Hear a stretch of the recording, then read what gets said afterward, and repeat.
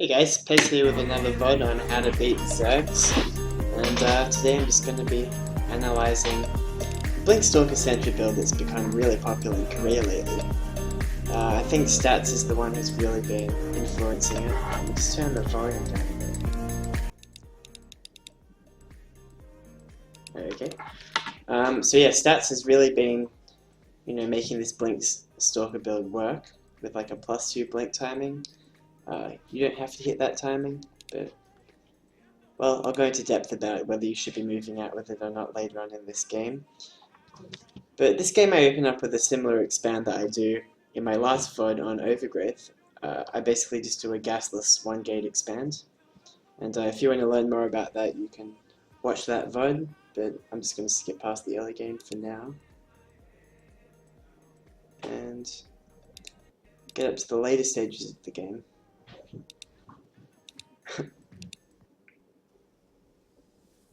Okay, so basically this game I've scouted gasless. I've scouted a 15 hatch gasless opening with the pull in his main, obviously. And because it's gasless, well, not because it's gasless, because it was 15 hatch, I've put the Cybernetics core in my wall at my natural. Just helps you wall a bit faster, and it can help you hide tech in your main if you want to. You don't need to put that tech in your wall. And I'm not worried about any speedling play because, it's gasless, you can't have speed. So, oh, my dog wants to come into my room.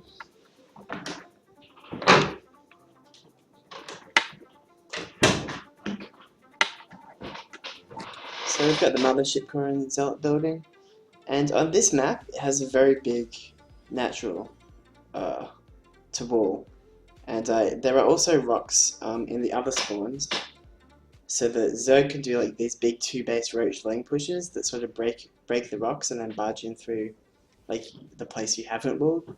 So that's why I think this is a nice way to play on this map, is the Stalker Sentry play, because its early game is very safe. You get the sentries out, you get like multiple gateways, so you can warp in sentries and stuff whenever a Zerg tries to do like a big 2-base roach lane push. If you wanted to open Stargate on this map, it's a lot harder, it's a lot less safe, because Stargate play in general just isn't good against early roach lane busts. Like, it's already hard to play against that on a lot of maps, but on Foxtrot it's even harder just because of the, backdoor rocks and the big natural ramp that you have to wall off there. So as you can see from this game, I've gotten my forge after 1 gate, and I've gotten it in my main. If you see like gas speed openings, you can go forge like straight away as well, and but you have to put it in your wall. But if you want to play a bit safer, you can just go 3 gates before your forge. Not a huge deal, it's just going to get my +1 a bit faster here. And you can see it's a very early 3rd nexus. I don't have to worry about speed, so I'm not worried about speedlings denying that. If they did, it wouldn't be a big deal, because it means he's invested in a really late gas and late speed, which is sort of just like a build order win for him. But it's a bit of a risky play, so it's not a big deal. You don't really have to worry about that stuff. It's not like a build order win though, it's like a build order edge. Okay, so just gonna wall that in with a cannon. It's a pretty standard way to wall in cannons. And taking the gases at my net after the 3rd. It's important to warp in as soon as your gate's ready. Get those sentries building energy. Don't be using your minerals on gates until you've made that first warp in. So you're going to get the Twilight now and add a bunch of gates. Usually you can go up to about 7 or 8. And then once your 3rd is saturated, you can go up to about 10. I think that's a good way to play. And obviously you don't have to saturate your 3rd base either. You can just fake it and go for a big like 7 or 8 gate Blink Stalker. Or not even Blink Stalker, just gateway all in with +1. That's actually a really nice way to play. I do that quite often. It's really good in a series. Maybe you want to play 1 game where you make probes on your 3rd and you deny, like, the Zerg player just thinks, oh, this is his standard build. Then the next game you're like, oh, hang on, I'm not doing the same build. It looks like the same build, but I'm actually not probing that 3rd. So you're going to be dying to me right now. You just push into them and hope that they've overdreamed. So I'm going to grab that Rovo when I'm comfortable with it. Not too early. It's like 9 minutes. But you do need that for the observers in case he's doing like a big roach burrow play. And hallucinating quite aggressively with my hallucination phoenix. Or scouting quite aggressively, I should say.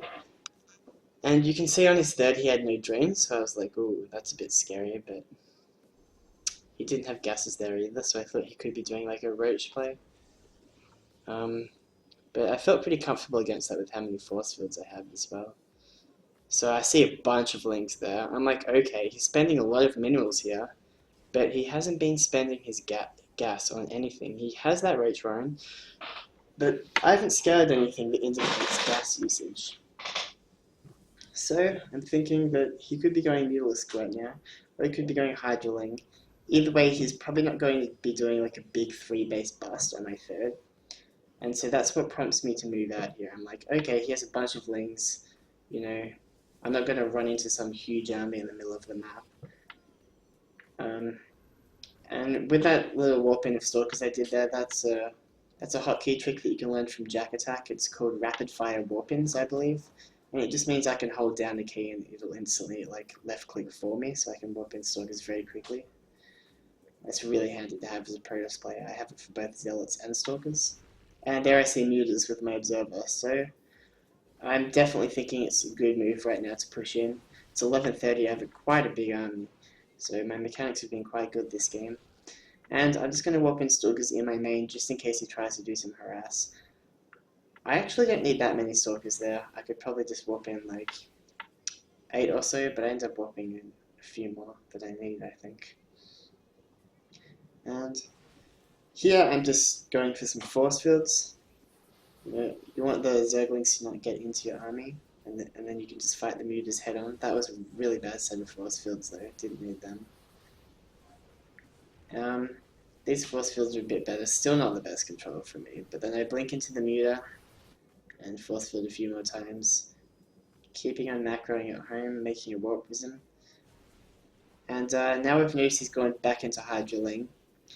That's not a bad move by him, because you know, I've got Mass Blink Stalkers, Hydras are quite good against them, but it seems like my mechanics have just been better than this guy's this game. Maybe, he just took too long to join his third, I think.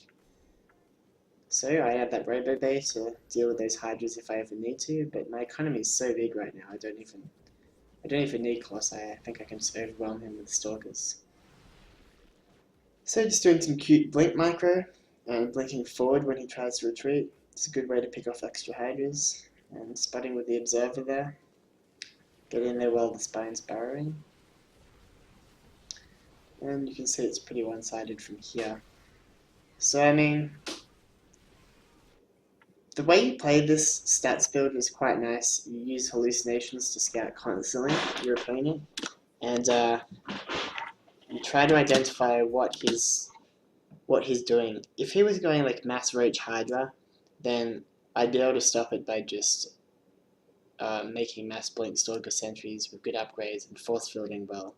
So you need to identify whether he's teching, in which case you need to be aggressive, or whether he is playing aggressive, in which case you need to be defensive. Obviously, it's not rocket science. But it's easier said than done. Scouting is really the key. Sending a hallucination every 30 seconds until you know exactly what's up is what you want to do. The thing that I think this build isn't that great against is when the Zerg player goes Hydraling with a 4th base, takes the gases on that 4th, then goes into Mutalisks, but just like 10 or so, goes into your main, kills some probes, and then goes back into Hydra, because you're going to feel like you have to attack him, and then he's going to go back into Hydra, which is going to destroy your attack. So I do think this is a very solid way to play though. So yeah, thanks for watching. Peace.